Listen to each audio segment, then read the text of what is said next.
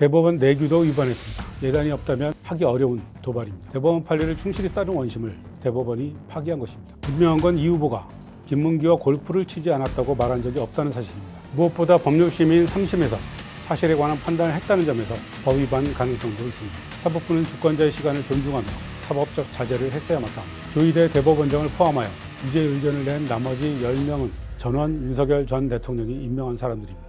이 대법관 10명이 지기현 판사의 든든한 뒷표였습니다. 미국의 주 법원 판사처럼 선거로 판사를 뽑을 수도 있습니다. 이 대법원의 판결에 대해서 헌법소원을 열어주는 겁니다. 네. 이거 열어주면 대법원은 이제 완전히 위상에서 대법원 완전 밑으로 가는 거거든요. 총을 든 7.2 쿠데타가 실패하자 법으로 쿠데타를 시도하고 있습니다.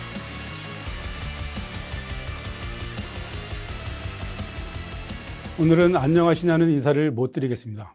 연설의 이재성입니다. 대법원이 결국 이를 저질렀습니다. 이재명 더불어민주당 대통령 선거 후보의 공직선거법 사건 상고심에서 유죄 취지의 파기환송을 결정했습니다. 대부분 법률가들이 무죄 확정을 예상했었는데요. 신속한 결론을 미리 예고한 것은 저는 무죄라고. 옛날에 본인이 찬성했던 대법원 판결을 인용한 이재명 대표에 대한 항소심 판결을 깨트리는 것은 거의 불가능하다. 사법의 정치화를 피할 수 있는 곳으로 엑시트를 한 것 같습니다. 속전속결로 이 상고 기각될 가능성이. 전문가들의 견해와 국민적 상식을 정면으로 거스른 퇴행적 판결입니다. 서울고법 재판부가 판결문을 새로 써야 하는데요. 6월 3일 대통령 선거일 전까지 판결이 나오기는 물리적으로 불가능합니다. 이번 대법 판결은 검찰의 상고에 의해 이루어진 것이어서 피고인의 시간이 없었지만 피고인의 상고에 의해 열리는 제3고심의 경우 상고기간과 상고이유서 제출기한 등 최소 27일의 시간이 있습니다. 대선까지 한 달밖에 남지 않은 상황에서 서울고법이 속전속결로 파기환송심을 진행해서 유죄 판결을 내린다고 하더라도 휴일 등을 감안하면 대선 전에 제3고심이 열려 유죄를 확정할 수 없습니다. 하지만 반대 의견도 만만치 않습니다. 상고 신청기간 7일은 건드릴 수 없지만 상고 이유서 접수기간 20일을 주지 않고 바로 유죄 확정을 할 수도 있다는 겁니다. 이미 전원합의체 판결로 파기환송된 사건이므로 재상고된 사건의 상고 이유서를 볼 필요가 없다는 이유를 댈 거라는 얘기입니다. 이럴 경우 지지율 압도적 1위에 대선 후보 피선거권이 박탈되는 사태가 발생합니다. 파기환송심 없이 이재명 후보가 당선된다고 해도 정치적 논란은 이어질 수밖에 없습니다. 문제는 대선 과정과 선거 이후 벌어질 정치적 논란입니다. 국민의힘은 벌써 사실상 유죄 확정이라며 이재명 대선 후보 사퇴를 요구하고 있습니다.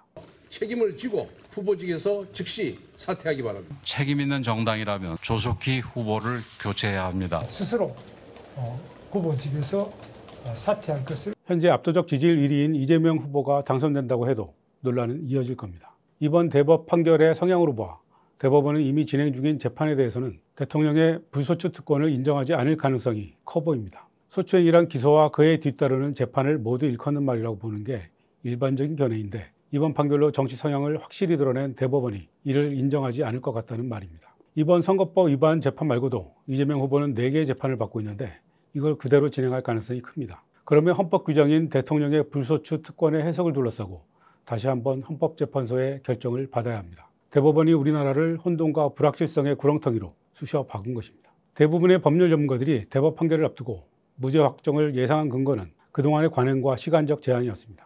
하지만 조희대 대법원장은 그동안의 모든 관행을 깨버렸습니다. 대법원 소부에 배당된 당일 대법원장 직권으로 전원 합의체 회부를 결정했고 바로 같은 날 첫 번째 심리를 벌였습니다. 이틀 뒤 두 번째이자 마지막 심리를 하면서 바로 그날 선고기일을 잡았습니다. 전원 합의체는 보통 한 달에 한 번 열리는데요. 이렇게 연달아 2번이나 전원 합의체 심리를 한 것은 사상 최초입니다. 대법원 내규도 위반했습니다. 대법원 전원 합의체의 심리 절차에 관한 내규 제7조는 재판연구관이 전원 합의 사건에 관하여 조사 연구한 결과를 기일 전에 미리 보고하게 되어 있습니다. 그런데 이번엔 소부 배당 당일 바로 전원 합의체 심리를 했죠. 재판연구관이 조사 연구한 결과를 미리 보고할 수 있는 시간적 여유가 없었습니다. 이것은 이례적인 정도가 아니라 내규를 어긴 것입니다. 1심 선고까지 2년 2개월이 걸린 사건을 2심은 4개월 만에 선고했는데 3심은 2심 판결로부터 불과 36일 만에 배당 9일 만에 결론을 내렸습니다. 누가 봐도 대선에 영향을 주려는 행동이라고 볼 수밖에 없습니다. 설령 무죄를 확정했다고 하더라도 선거에 개입한 행위라는 비판을 면하기 어려웠을 겁니다.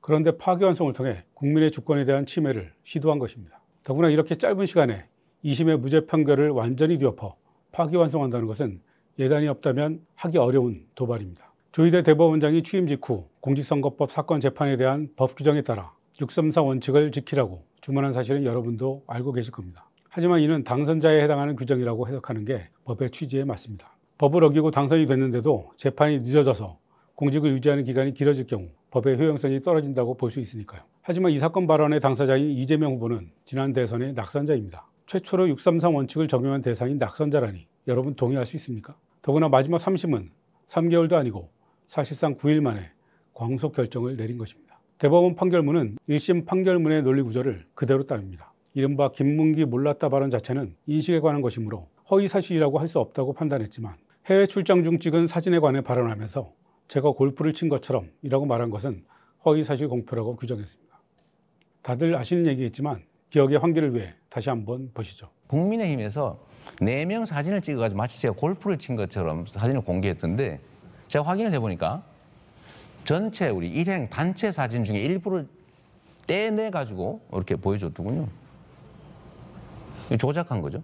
이 발언은 박수영 국민의힘 의원이 페이스북에 공개한 사진에 대해 한 말입니다. 이 후보는 이 사진이 골프를 찐 날 찍은 것이 아니고 10명이 단체로 찍은 사진 가운데 고 김문기 씨가 포함된 4명만 나오게 잘라서 공개한 것이어서 조작이라고 비판한 것입니다. 그런데 검찰은 김문기와 골프를 치지 않았다는 발언이라고 해석해서 허위사실로 기소했고 1심 재판부에 이어 대법원도 유죄를 인정한 것입니다. 분명한 건 이 후보가 김문기와 골프를 치지 않았다고 말한 적이 없다는 사실입니다. 그런데 대법원은 발언의 전체적인 취지와 일반 선거인의 인식을 들먹입니다. 일반인들이 보기에 김문기와의 교유 행위를 부인하는 취지로 들린다는 겁니다. 이는 기존 대법원 판례에 명백히 어긋나는 판결입니다. 지난해 10월 31일 대법원은 정읍시장의 공직선거법 위반 사건 판결에서 원심을 파기하면서 사후적 추론에 따라 발언의 외연을 확장하는 것은 잘못이라고 밝혔습니다. 이번 사건 항소심 재판부도 이 대법원 판례를 6차례나 직접 인용합니다. 대법원 판례를 충실히 따른 원심을 대법원이 파기한 것입니다. 마지막으로 백현동 한국식품연구원 부지 용도 변경 관련 혐의를 보겠습니다.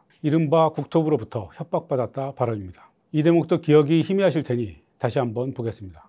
당시의 정부 방침은 뭐였냐면 앞으로 5개 공공기관 부지에 대해서는 정부가 요청하면은 다 바꿔줘라. 주상복합비를 지을 수 있도록. 국토부 장관이 도시관리계획 이거 변경 요구하면은 지방자치단체장은 반영해야 된다. 의무조항을 만들어놨습니다. 이걸 가지고 만약에 안 해주면 직무유기 뭐 이런 걸 문제 삼겠다고 협박을 해서 제가 그때 낸 아이디어가 뭐냐면 반영은 해주는데 다 해주란 말은 없으니까 조금만 반영해 주겠다. 이렇게 또 다시 기자회견을 해가지고 사실은 성남시 공공기관 이전 부지 5곳이 매각이 몇 년 동안 불발됐던 거예요. 항소심 재판부는 일부 과장이 있긴 하지만 의견 표명이지 허위사실 공표로 보기는 어렵다고 판단했는데요. 대법원은 이에 명백히 배치되는 허위의 발언을 하였습니다. 사실과 명백히 배치되는 허위의 발언이라고 뒤집었습니다. 백현동 부지 용도 변경은 성남시 자체 판단인데 이 후보가 국토부의 협박을 받아 변경했다고 밝혔으므로 허위라는 겁니다. 2심과 3심의 판단이 이렇게 극명하게 갈리는 핵심 이유는 이재명 당시 지사의 발언을 전체적으로 볼 것이냐 하나하나 따져서 볼 것이냐의 차이에 있습니다. 이 발언을 자세히 보면 크게 두 대목으로 나뉘어 있습니다. 전반부는 식품연구원만이 아니라 도로공사와 토지주택공사 등 5개 공공기관에 관한 발언입니다. 국토부의 압박에도 불구하고 성남시가 버텨서 몇 년간 매각이 불발됐다는 내용입니다. 이어서 식품연구원에 대해서는 별도의 공문을 언급하면서 법률에 의한 요구에 따라 용도 변경을 해줬다고 말했습니다. 나머지 이 백현 이 부분은 그냥 아파트 분양하겠다고 해서 저희가 해주지 마라 라고 버티다가 결국 다시 또 국토부가 식품연구원에 대해서만 별도의 공문을 보냈습니다. 이런 지시 공문이 다시 와서 저희가 불가피하게 용도는 바꿔주는데 그냥은 못 해주겠다.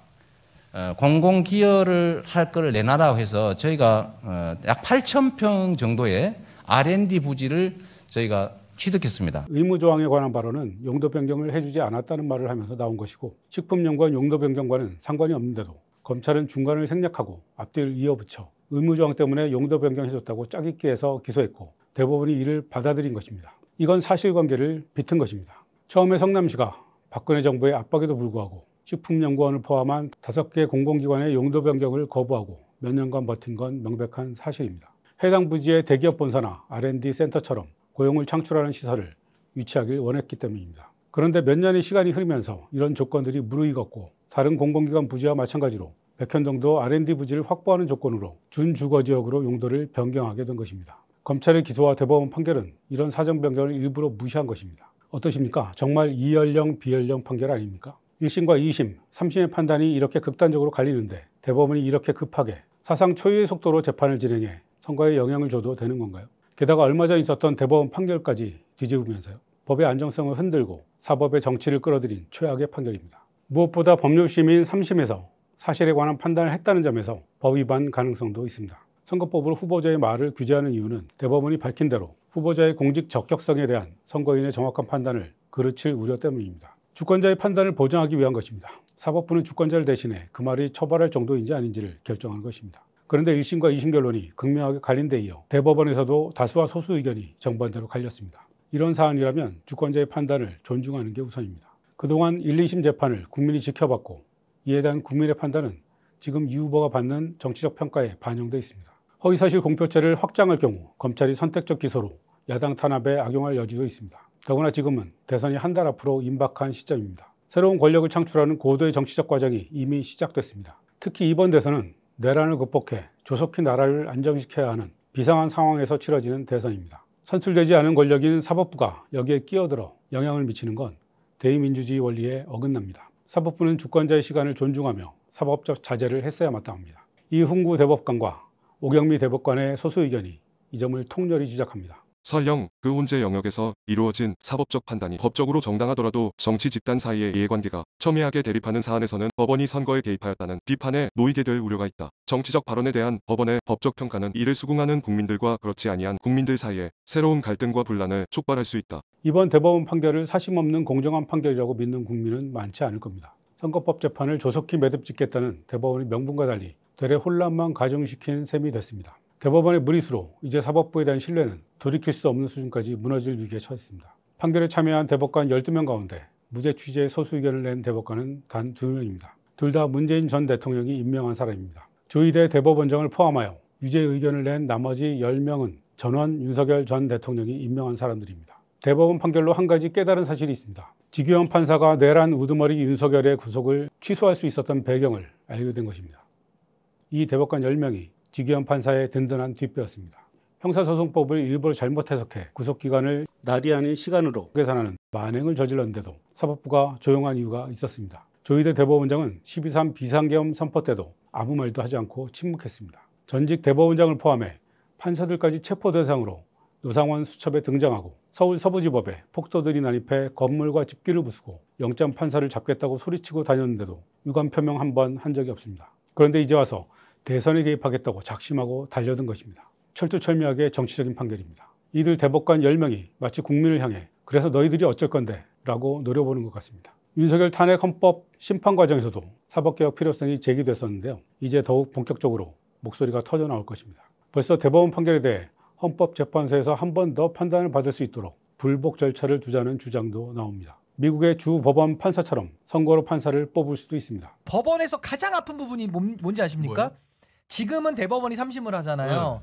이 대법원의 판결에 대해서 헌법소원을 열어주는 겁니다. 아, 헌재로 갈 수 있게? 아, 불복수단을 둔다? 불복수단을 네. 주는 이거 열어주면 대법원은 이제 완전히 위상에서 대법원 헌재 밑으로 가는 거거든요. 조희대 대법원에 이거 신뢰 못하기 때문에 네. 저는 헌법소원에 대해서 전 재판도 넣어야 된다. 이거부터 저는 아마 국민들이 시민운동 벌일 것 같아요. 대법원이 선고를 시작한 오후 3시로부터 1시간이 지난 오후 4시 한덕수 대통령 권한대행 총리가 사퇴를 선언했습니다. 대선에 뛰어든 것입니다. 이재명 후보에게 무리하게 유죄 굴레를 씌운 대법원 선고와 한덕수 대행의 출마를 위한 사퇴가 1시간 차이로 생중계된 것은 단순한 우연일까요? 5월 1일은 대법원이 정치에 개입한 흑역사로 영원히 기록될 것입니다. 선출되지 않은 권력의 사법 쿠데타가 진행 중입니다. 총을 든 7.2 쿠데타가 실패하자 법으로 쿠데타를 시도하고 있습니다. 악은 지치지 않습니다. 정말 너무나 지긋지긋하지만 우리도 지치지 말아야 합니다. 이 나라의 주인은 몇 명의 판사나 검사가 아니라 국민이라는 사실을 역사의 법정에 아로새겨야 합니다. 지금까지 논설이었습니다.